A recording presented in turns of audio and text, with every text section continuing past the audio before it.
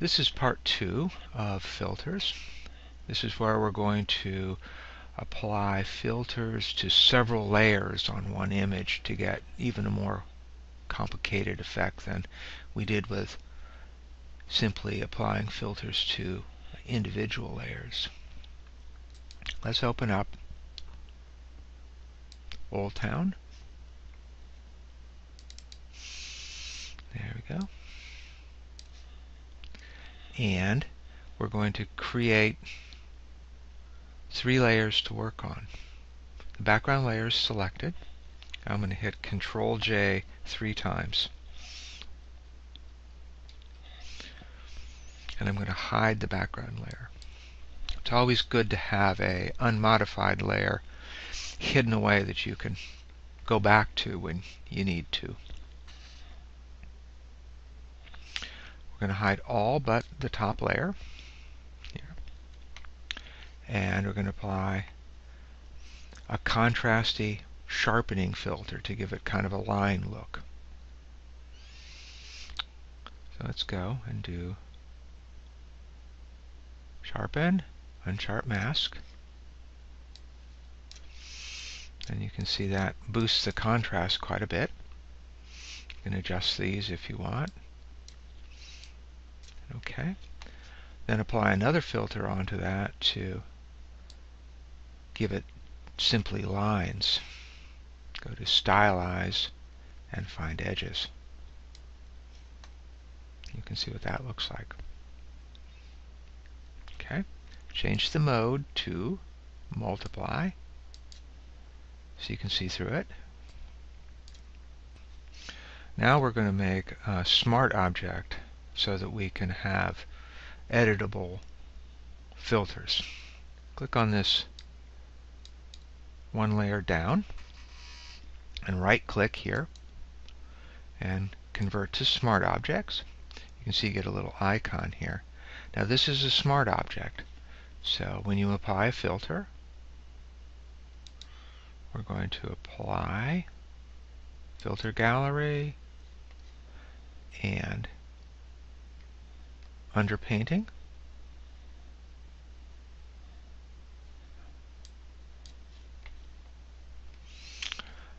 It puts the filter as part of the layer, so you can turn it off, you can mask it, you can double click, revisit it to change it around, add another filter, all sorts of things. You can also separately edit the image. So I'm going to double click in the icon and a second file pops up that's unfiltered that you can change. So let's go into here, Image, Adjustments, Hue and Saturation. I'm just going to really boost the saturation and hit OK. To get back to my original file, I just close this, commit to the save, and there I am with it much more contrasty.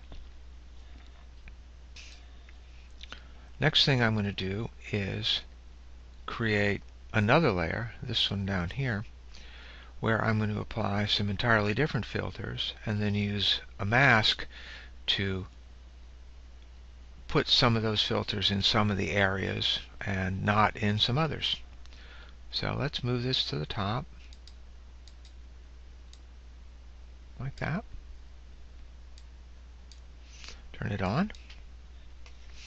And now do some crazy things to it. Let's just sharpen it up a little bit. Like that.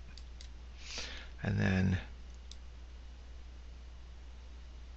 go into Hue and Saturation. Twist the hue around. Maybe even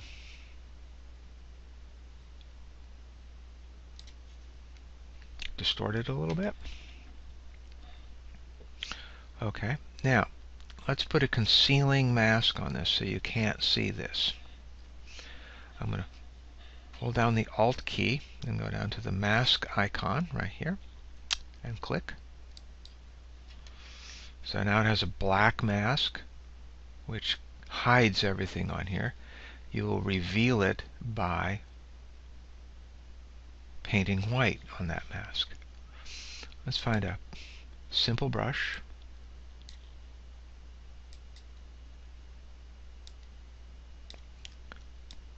Reasonable size. Full opacity.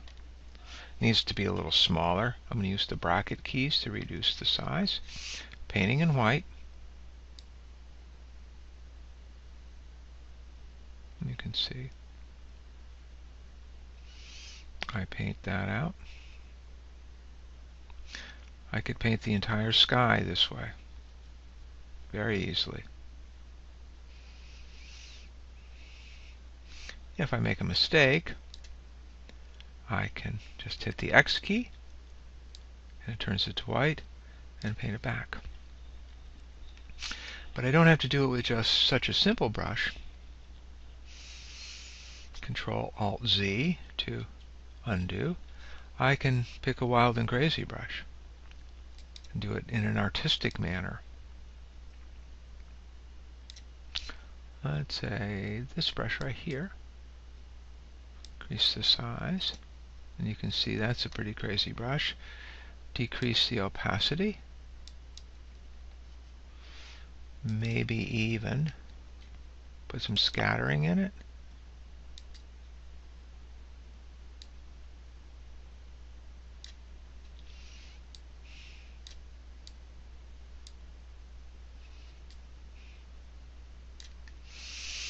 Okay, back to here.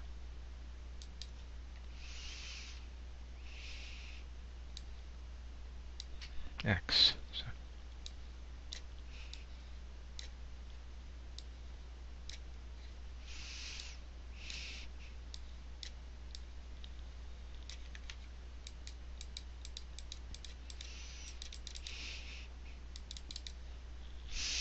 try something like that.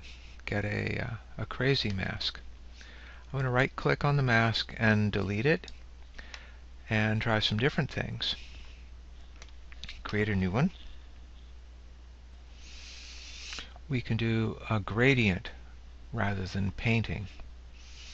So I'm going to hold the Alt key down and create another mask. And with the gradient tool, black to white. First one checked. This set at normal and 100%. And just run across there, and you can see it does a simple gradient. Control-Alt-Z to undo. Let's try a different, more complex gradient. Let's go to, let's say, here, the middle one. Change that to difference. And just try this.